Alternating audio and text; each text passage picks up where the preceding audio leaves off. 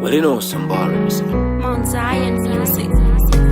Tirigu chandara pasipano, tirigu katsirira ramangana, tirigu bana itsanguva, tichopinda mukuva, tiro ramangana, garama katsirira iwe, zirama chini saere, kudenga unopinda ere, tichasa sangana ere, wakafakare tichava una ere, amai wangu chakuona ere, umama wangu chakuona ere, amane shangmarinta taidi sisa, onanana hatinamu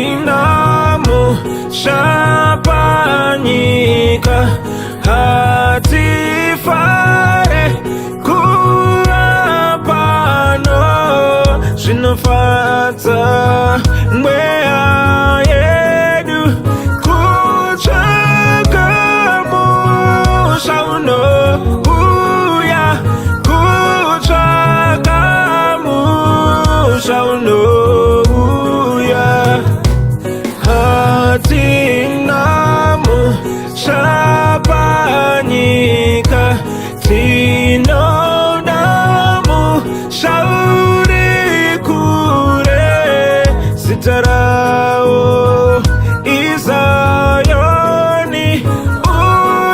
unopenya nguva zose, unopenya nguva zose. Utashitetereshe pano pasi, katirira mangwana akubati, zvakaipa wasvipira pasi, andizvira mbetetse tiri vatati, asi kudenga mwari wangu variko, ndita make sure musha wangu uriko, ndichanofara ndiriko, moto unopisa gausvikeko. Mwari, mwari, ndouyako, mwari, mwari, ndouyako. Ndirikuuya ndichipururuka, ndichauya ikoko nekoro yemoto, kana ndikasauya ndichauya pakanotsoka mwanakomana Jesu. Oh my, oh my. Musha uneru nyararo, vafambi vachazorora, naindine mapapiro.